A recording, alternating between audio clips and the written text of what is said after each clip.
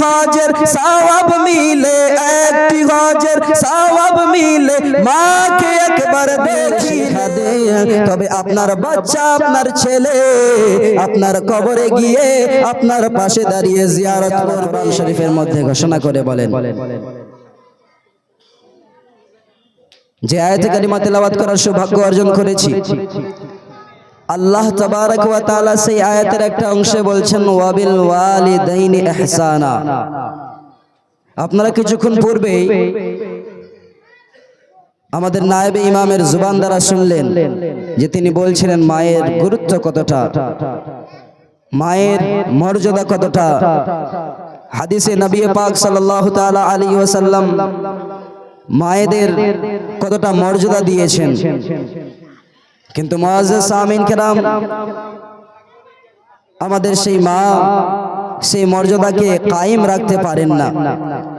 সেই কথাটাকেই তিনি আপনাদেরকে বোঝানোর চেষ্টা করলেন। আর আমিও যে আয়াতে কারিমা তেলাওয়াত করেছি, আল্লাহ তাবারক ওয়া তাআলা কোরআন শরীফ বনি ইসরাঈল আয়াত নাম্বার 23 এর মধ্যে ঘোষণা করে বলছেন ওয়া কাযা রাব্বুকা আল্লা তা'বুদু ইল্লা ইয়্যাহ। আল্লাহ তাবারক ওয়া তাআলা বলছেন কি, তোমাদের রব তোমাদেরকে হুকুম দিয়েছে, অর্থাৎ আল্লাহ তাবারক ওয়া তাআলা বলছেন যে আমি তোমাদেরকে হুকুম দিয়েছি আল্লাহ ব্যতীত কাউকে কাহারও ইবাদত করিও না। তারপরে পরে আল্লাহ তাবারক ওয়া তাআলা বলছেন কি ওয়াবিল ওয়ালিদাইনি ইহসানা, নিজের মা বাবার সঙ্গে সৎ ব্যবহার করো। আল্লাহু আকবার। আল্লাহ তাবারক ওয়া তাআলা নিজের সঙ্গে সঙ্গে নিজের বান্দির কথা বলছেন যে আমার বান্দি, অর্থাৎ যে মা হয়ে গেল, যে বাবা হয়ে গেল, তাদের তোমরা সম্মান করো, তাদের সঙ্গে সৎ ব্যবহার করো। আল্লাহ তাবারক ওয়া তাআলা তো এত বড় মর্যাদা, এই ধরনের একটা পুস্তক যে কোরআনকে নবী পাক সাল্লাল্লাহু তাআলা আলাইহি ওয়াসাল্লামের উপরে অবতীর্ণ করেছেন, যে কোরআনকে যদি পাথরের উপরে দিত তো পাহাড় ভেঙে যেত, যে কোরআনকে নেওয়ার মতো কাহারও ভিতরে ক্ষমতা নেই, সেই রকমের একটা সব থেকে উত্তম কিতাবের মধ্যে আল্লাহ তাবারক ওয়া তাআলা মায়েদের মর্যাদা বলছেন যে তিনাদের সঙ্গে তোমরা সৎ ব্যবহার করো। মুআজ্জাজ সামিন কেরাম, একদা নবী পাক সাল্লাল্লাহু তাআলা আলাইহি ওয়াসাল্লামের কাছে এই হাদিস বর্ণনা করছেন হযরত আবু হুরায়রা রাদিয়াল্লাহু তাআলা আনহু বর্ণনা করছেন। আর বুখারী শরীফের হাদিস নাম্বার 5971, তার মধ্যে হযরত আবু হুরায়রা রাদিয়াল্লাহু তাআলা আনহু বলছেন কি একদা নবী পাক সাল্লাল্লাহু তাআলা আলাইহি ওয়াসাল্লামের নিকটে একজন সাহাবী এসে উপস্থিত, একজন মানুষ আসলো, আল্লাহর বান্দা আসলো। এবার আসার পরে জিজ্ঞাসা করছে ইয়া রাসূলুল্লাহ, ইয়া হাবিবাল্লাহ, নবী গো, ও দয়ার নবীজি, ও মায়ার নবীজি, আমি জানতে চাই ইয়া রাসূলুল্লাহ, আমার উত্তম ব্যবহার ও সঙ্গ পাওয়ার সবচেয়ে বেশি অধিকারী কে? নবী পাককে জিজ্ঞাসা করেন ইয়া রাসূলুল্লাহ, ইয়া হাবিবাল্লাহ, নবী, ওগো মায়ার নবীজি, আপনি বলে দিন আমার উত্তম ব্যবহার, আমার সৎ ব্যবহার ও আমার সঙ্গ পাওয়ার সবচেয়ে বেশি অধিকারী কে? এবার নবী পাক সাল্লাল্লাহু তাআলা আলাইহি ওয়াসাল্লাম বলতে আছেন উম্মুকা। জোরে বলুন সুবহানাল্লাহ।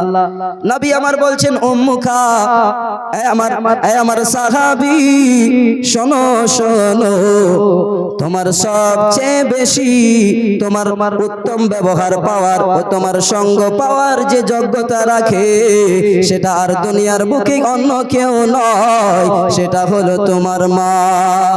আবার জিজ্ঞাসা করে ইয়া রাসূলুল্লাহ, ইয়া হাবিবাল্লাহ, নবী গো, সুম্মা মান, তারপরে কে? এবার নবী পাক সাল্লাল্লাহু তাআলা আলাইহি ওয়াসাল্লাম আবার বলতে আছেন সুম্মা উম্মুকা, আবার তোমার মা।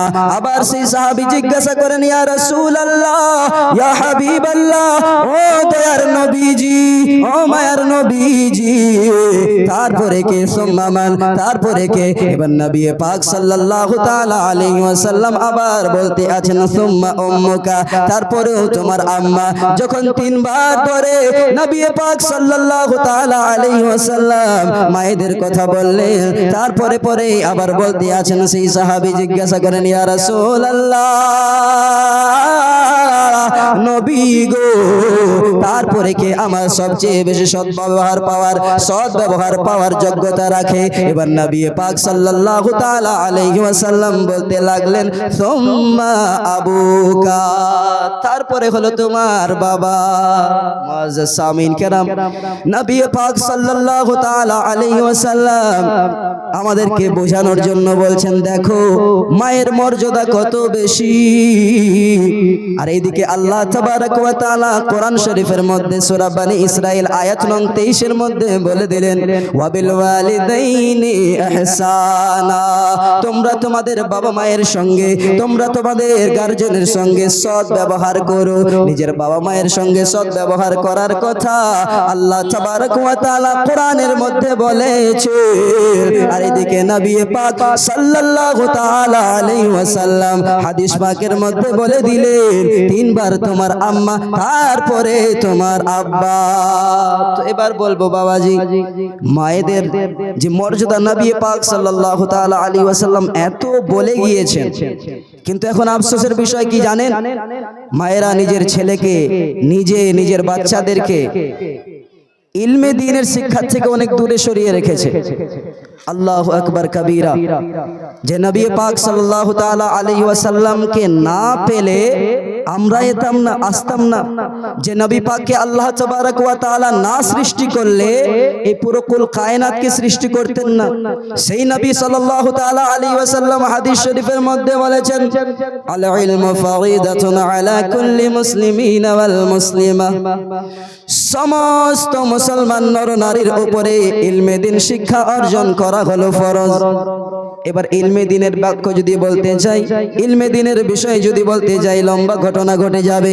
শুধুমাত্র এতটুকুই বলবো, মায়েরা ও বাবাজিরা, আজকে শুনে যান, এই রাত্রের বেলা আমি বলতে চাই যে আপনার বাড়িতে সন্তান আছে 2, 3, 4টে, শুধুমাত্র এতটুকুই বলবো, নিজের সন্তানকে বাংলায় শিক্ষিত করিয়েন না, শুধুমাত্র বাংলা শিক্ষা দিয়েন না, তার সঙ্গে সঙ্গে অবশ্যই দ্বীনের শিক্ষাও দিন। কেননা যখন আপনি ইন্তেকাল করে যাবেন, যখন আমি ইন্তেকাল করে যাব, সেই সময় যখন আমাকে কবরে রেখে আসা হবে, সেই সময় আপনি ইমাম সাহেবের কাছে আসবেন, অর্থাৎ আপনার ছেলে যাকে আপনি বাংলা শিক্ষা দিয়েছিলেন, যাকে আপনি ইংলিশ শিক্ষা দিয়েছিলেন, সেই ছেলে ইমাম সাহেবের কাছে এসে বলবে, ইমাম সাহেব চলেন আমার মায়ের জন্য একটু দোয়া করে দিন, চলেন একটু আমার বাবার জন্য দোয়া করে দিন। তার থেকে বেশি ভালো হবে আপনি যদি ইমাম সাহেবকে না ডেকে আপনার বাচ্চাকে দ্বীনের শিক্ষা দেন, তবে আপনার বাচ্চা, আপনার ছেলে আপনার কবরে গিয়ে আপনার পাশে দাঁড়িয়ে জিয়ারত করবে, তার সঙ্গে সঙ্গে আপনার জন্য দোয়া করবে। এবার আমি বলতে চাইবো, আপনাদেরকে জিজ্ঞাসা করতে চাই, একটু বলুন যে যদি আপনার জন্য আমি গিয়ে দোয়া করি, আর সেই জায়গায় গিয়ে যদি আপনার ছেলে গিয়ে দোয়া করে, কার দোয়াটা বেশি গুরুত্বপূর্ণ হবে গো? বুঝতে পারছেন কার দোয়াটা বেশি গুরুত্বপূর্ণ হবে? আমি তো ইমাম সাহেব, আমাকে বাইরে থেকে রেখেছেন, তো আমি আছি। আল্লাহ তাআলা যতদিন এই জায়গায় আমার রোজি লিখেছেন আমি থাকবো ইনশাআল্লাহ, তারপরে এই জায়গা থেকে আমি বের হয়ে চলে যাব। কিন্তু আপনি আপনার ছেলেকে যদি একবার শিক্ষা দিয়ে দিতে পারেন, তবে আপনার ছেলে আপনার কবরে প্রয়োজনে প্রতিদিন গিয়ে দোয়া করে আসবে, আপনার জন্য প্রতিদিন গিয়ে আল্লাহর কাছে ক্ষমা চাইবে যে আল্লাহ, আমার আম্মা আব্বা দুনিয়ার বুকে যখন চলাফেরা করতো, আল্লাহ আমার আব্বা জান, আমার আম্মা জান অত ভালো ছিল না আল্লাহ, নামাজ পড়তো না আল্লাহ, কিন্তু তুমি দয়াময়, তুমি ক্ষমাকারী আল্লাহ, তুমি গফুরুর রহিম আল্লাহ গো, আমার মাকে তুমি ক্ষমা করে দাও। আপনার ছেলে গিয়ে দোয়া করবে। আর আপনার মেয়েকে যদি শিক্ষা দেবেন, আপনার মেয়ে নিজের বাড়িতে বসে আপনার জন্য কোরআন শরীফ তেলাওয়াত করবে, আর সেই জায়গায় আমাকে ডাক দিয়ে নিয়ে যাবেন। আমি আমার মতো সমস্ত আলিমের কথা বলি না, কিন্তু কিছু আলিম এমনও রয়েছে যিনারা ইল্লা মাশাআল্লাহ, কিন্তু কিছু আলিম এমন রয়েছে যিনারা শুধুমাত্র আপনার পকেটের দিকে দেখবে যে পকেটে টাকা আছে কিনা। যদি টাকা থাকে বেশি তবে গিয়ে তার জন্য দোয়া করব কান্না করে, আর যদি টাকা না থাকে পকেটে তবে আর আমি গিয়ে দোয়াও লম্বা করব না, শর্ট করে চলে আসব। যদি পকেটে টাকা থাকে তবে আপনার গ্রামের মৌলবি, আপনার ইমাম, কিংবা মনে করুন আপনি যাকে নিয়ে যাবেন সে আপনার জন্য ভালো করে দোয়া করবে, কি আশা নিয়ে যে আমি দোয়া করব তো আমাকে টাকা দেবে, আমি টাকা পাবো। আর সেই জায়গায় যদি আপনি আপনার ছেলেকে শিক্ষায় শিক্ষিত করেন, যদি আপনি আপনার ছেলেকে ইলমে দ্বীনের শিক্ষা দেন, তবে আপনার ছেলে আপনার কবরে গিয়ে সেই জায়গায় দাঁড়িয়ে জিয়ারত পড়বে। আর জিয়ারত পড়ার পরে কোরআন শরীফ তেলাওয়াত করার পরে আল্লাহর কাছে দুই হাত তুলে দোয়া করবে, আল্লাহ গো ও মাবুদ, ও পরওয়ারদিগারে আলম মাবুদ, এ আমার আব্বা জান ছিল, এ আমার মা ছিল, আল্লাহ গত অনেক দিন পূর্বে, হয়তো 1 বছর পূর্বে, 6 মাস পূর্বে আমার সঙ্গে চলাফেরা করতো, আল্লাহ আমার আম্মা জান আমাকে ভালো কাজ করার কথা বলতো, আল্লাহ আমার আম্মা জান দুনিয়ার বুকে চলাফেরা করাকালীন মওলা অনেক গুনাহ করেছিল, নামাজ হয়তো পড়তো না, রমজান মাসে কোন সময় রোজা ত্যাগ করে দিত।